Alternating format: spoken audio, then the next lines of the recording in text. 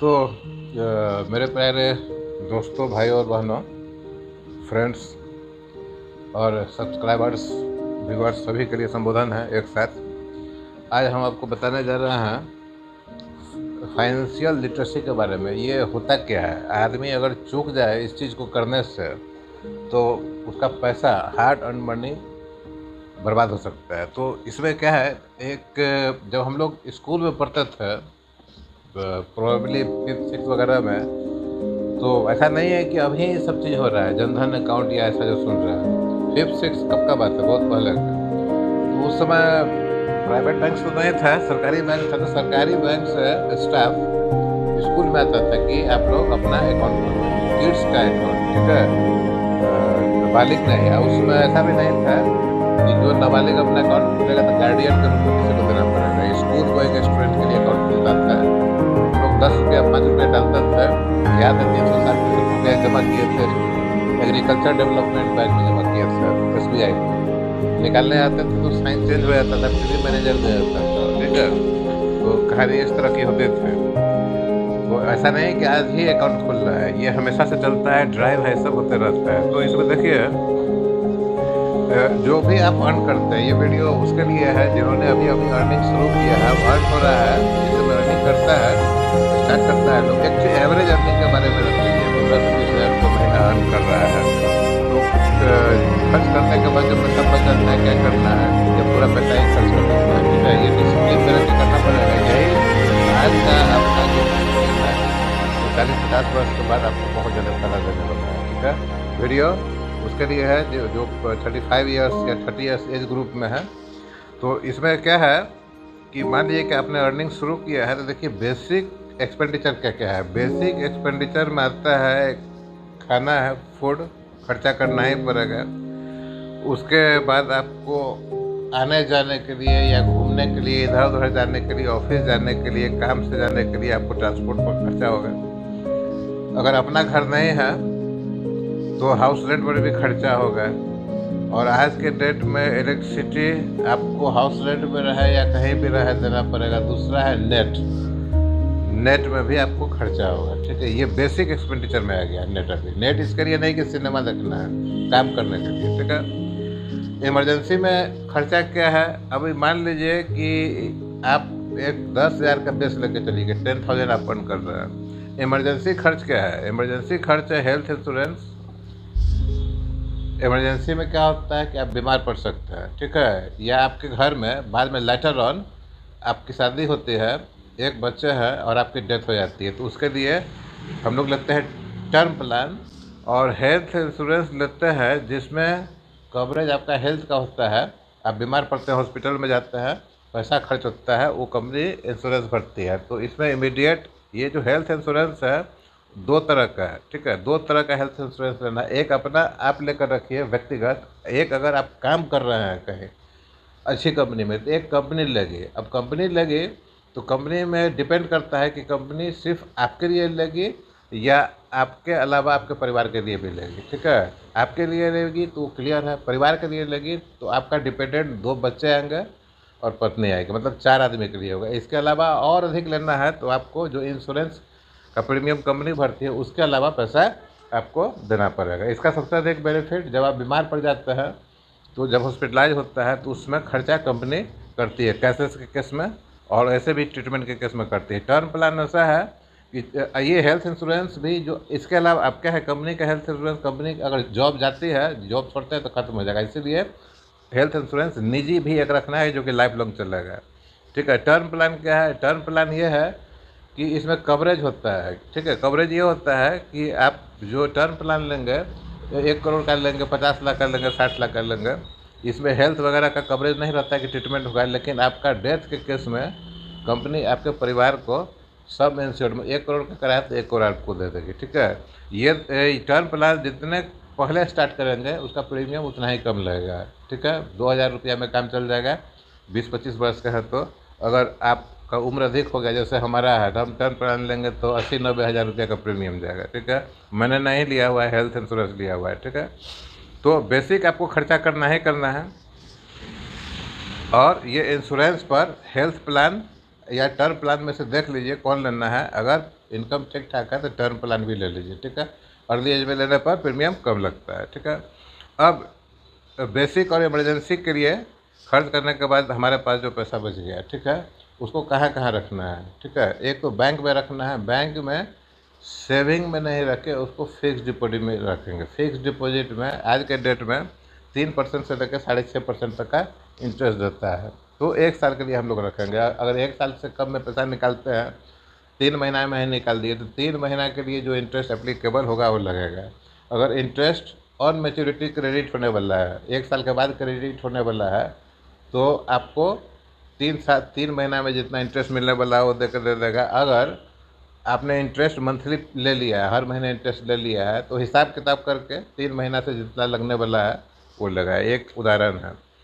FD में 20% basic और emergency के बाद जो खर्चा बच गया है, मान लीजिए कि 100 टका बच गया है, तो 100 टका में से 20 जो है सो एफडी में जमा करेंगे, 20 म्यूचुअल फंड में जमा करेंगे। म्यूचुअल फंड क्या होता है कि म्यूचुअल फंड इसलिए बोल रहा है कि एफडी से अधिक इंटरेस्ट उसमें म्यूचुअल फंड में आता है। 20 म्यूचुअल फंड इसलिए बोल रहा है, म्यूचुअल फंड में क्या होता है कि आप ऐसा अपना पैसा प्रोफेशनल को देंगे, ठीक है।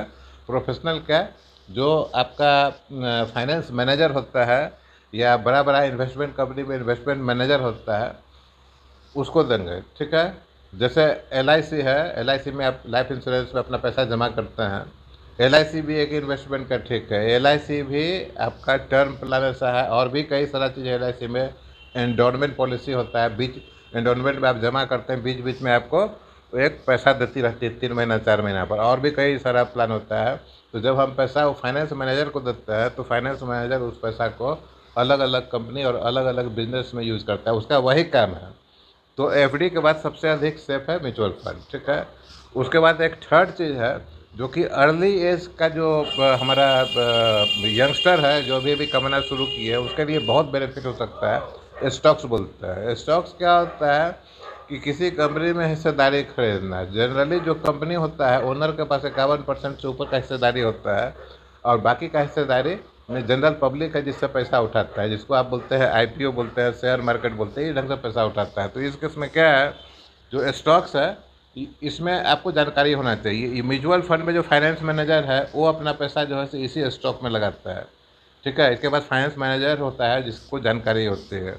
अब अगर आप डायरेक्ट स्टॉक्स में लगाने के लिए जाएंगे, तो निश्चित है कि जानकारी होना चाहिए। अगर जानकारी नहीं है, तो आप डायरेक्टली उस स्टॉक्स में पैसा लगाइए जिसका बनाया हुआ प्रोडक्ट आप अपने घर में यूज़ करते हैं। जैसे अपने घर में देखिए कि व्हीकल स्कूटर किसका यूज़ करते हैं, अपने घर में देखिए डिटर्जेंट पाउडर किसका यूज़ करते हैं, ऑयल किसका यूज़ करते हैं, कपड़ा किसका यूज़ करते हैं। मतलब वो कंपनी जो है सो आपके घर तक पहुंची हुई, बिजनेस उसका ख़राब नहीं होगा। गैस किसका यूज़ कर रहा है खाना बनाने के लिए, दवा किसका यूज़ कर रहा है, उस कंपनी का स्टॉक्स ले लीजिए। ये स्टॉक्स और म्यूचुअल फंड खरीदने के लिए जो है आपको बताएंगे कौन सा प्लेटफॉर्म है, उसको फॉलो कीजिए, ठीक है। करीब करीब बहुत सारा 20-25 ऐसा ऐप है, या 20-25 ऐसा एसेट मैनेजमेंट कंपनी है जो इसको चलाता है, ठीक है। तो हमें उसको सेलेक्ट करना है जो कि रिनाउंड है, रिनाउंड इंडस्ट्रियलिस्ट है आपके कंट्री में। जैसे कौन है, टाटा है, बिरला है, ये सभी का म्यूचुअल फंड का कंपनी है, ये सभी का स्टॉक का कंपनी है, ठीक है। तो आप सर्च करेंगे मिल जाएगा। या कोई बैंक है, जैसे स्टेट बैंक ऑफ इंडिया, कोई भी बैंक रख लीजिए, गवर्नमेंट का रखिए, उसके बाद प्राइवेट का बाद, पहले government. State bank of India है, जो भी बैंक है वो सभी अपने बैंकिंग ऐप के थ्रू म्यूचुअल फंड और स्टॉक में भी पैसा लगाती है। तो यहाँ पर जो सेविंग है उसका 20%, 100 टका में से 20% एफडी, 20% म्यूचुअल फंड और 20% स्टॉक्स में लगाएंगे। आपको इतना समझ में आ गया होगा। तो अब क्या है, अब ये आप महीना में आया, आप सेट कर दिया, खर्चा होने के बाद ये जमा कर दिया। अभी समस्या क्या आ गया, अभी समस्या मान लीजिए आ गया, अर्जेंट आ गया कि पैसा निकालना है, पैसा है नहीं, क्या करें। 100-200 हज़ार रुपया रहेगा तो फ्रेंड से मांग लेंगे, ठीक है। अधिक रहेगा पता नहीं पेरेंट्स दे पाएंगे नहीं दे पाएंगे, और हमने हमारे पास जो पैसा था तो जमा कर दिया। तो अर्जेंट पैसा निकालने के लिए अगर ऐसा कंडीशन आ जाता है, तो दो आपके पास ऑप्शन होता है। जो एफडी और म्यूचुअल फंड आपने जमा किया है, तो loan against mutual fund, loan against FD ले सकते हैं। किस जो एफडी आप लगा कर रखा है 5,000, 10,000, 20,000, उसके अगेंस्ट में जाके आप लोन ले लीजिए, और फिर लोन उसको सधा दीजिए। महीना में सधा दीजिएगा तो हो गया, क्लोज हो गया, ठीक है। दूसरे से नहीं मांगना पड़ेगा, सभी चीज़ आपके हाथ में रहेगा। तो लोन लेने के लिए loan against mutual fund, loan against FD, ये सिंपलेस्ट वे है आपको इन्वेस्टमेंट करने का, आपको सेविंग करने का। अगर ये चीज़ 20-25 वर्ष की उम्र में आप शुरू कर देते हैं तो ये निश्चित मानिए, देखिए एक चीज़ जान जाइए कि अगर 1 लाख रुपया किसी तरह म्यूचुअल फंड में आप जमा कर देते हैं, बढ़िया म्यूचुअल फंड है ना, बहुत सारा ऐसा भी आप म्यूचुअल फंड में फाइनेंस मैनेजर खुद दे रहा है, पैसा ले रहा है, लेकिन सोया हुआ है, तो उसे तो नहीं चलेगा। म्यूचुअल फंड में आपको लगाना है तो प्राइवेट म्यूचुअल फंड का जो होता है ना, उसका यूज़ करेंगे तो अच्छा होगा। जबकि अगर डायरेक्ट शेयर खरीदना है तो जो प्रोडक्ट आप अपने घर में यूज कर रहे हैं उसको बनाने वाला जो कंपनी है ना, उसका खरीदिए। उसमें भी सिलेक्ट कीजिए कि पीएसयू या गवर्नमेंट का कंपनी कौन सा है, ठीक है। तो प्राइवेट म्यूचुअल फंड ओनर इसलिए बोल रहे हैं एएमसी, एसेट मैनेजमेंट कंपनी, क्योंकि उसमें जो जॉब पर रखे हुए हैं लोगों को वो अधिक ध्यान देगा, ठीक है। तो बैंक्स भी, गवर्नमेंट बैंक भी जो स्टॉक और म्यूचुअल फंड में लगाते हैं तो उसके लिए अलग कंपनी फॉर्म करती है। कुछ हद तक वो प्राइवेट हाथ में ही होता है, लेकिन फिर भी जो फुल्ली प्राइवेट है, रिनाउंड है, बिरला का है, टाटा का है, इस ढंग से जाने का, ये नहीं कि कुछ भी सेलेक्ट कर लिए, है ना। जैसे अभी आप मान लीजिए कि जीरोधा का बहुत सारा चीज़ चल रहा है, वो लोग चार्जेज वगैरह जो होता है इंटरनल, कभी कुछ करता है कभी कुछ करता है, इसको गवर्न करने वाला बॉडी स्टॉक्स एमएफ को सेबी होता है। तो अभी बहुत सारा चीज़ उसको बना रहा है, सिस्टमेटिक कर रहा है, इक्वलिटी में लाने की कोशिश कर रहा है। तो इतना सुनने के बाद आपको अच्छा लगा होगा जानकारी, क्योंकि नहीं रहता है जानकारी। आपने अर्निंग शुरू कर दिया और बेसिक खर्चा आप कर दिया, जितना होना चाहिए था उससे अधिक कर दिया। इमरजेंसी के लिए आपके पास कोई भी स्कीम नहीं है और बाकी का पैसा भी ऐसे ही उड़ा दिया है, ठीक है। तो पहले अर्निंग कर लेना है, ऐसा जमा कर देना है पैसा कि 1-2 साल 3 साल स्टैंड विदाउट इनकम हम कर सकें, ठीक है। जब जब ये हो जाएगा उसके बाद आपका ध्यान देना चाहिए जो फिजिकल प्रॉपर्टी है उसको परचेज करने पर। पहले ये बेस बना लेना है, आपके पैर के नीचे में प्लेटफॉर्म बहुत मजबूत होना चाहिए, ठीक है। प्लेटफॉर्म मजबूत होगा तो आप जंप बहुत तेज़ी से कर पाएंगे, ऊंचा जाएंगे। अगर प्लेटफॉर्म मजबूत नहीं है, गीला है, ढीला ढाला है, तो जंप नहीं कर पाएंगे, बालू के ऊपर अधिक जंप नहीं कर पाएंगे, पानी के ऊपर नहीं कर पाएंगे। लेकिन सतह अगर स्ट्रॉन्ग है, मजबूत है, वहाँ से आप जंप कर सकते हैं। तो ये आपको मजबूत सतह देता है, ठीक है। तो इस पर आप ध्यान दीजिए, विचार कीजिए, ज़रूरत होता है तो किसी से सलाह भी लीजिए। तो ये वीडियो आपको जानकारी से भरा हुआ था और अच्छा लगा होगा।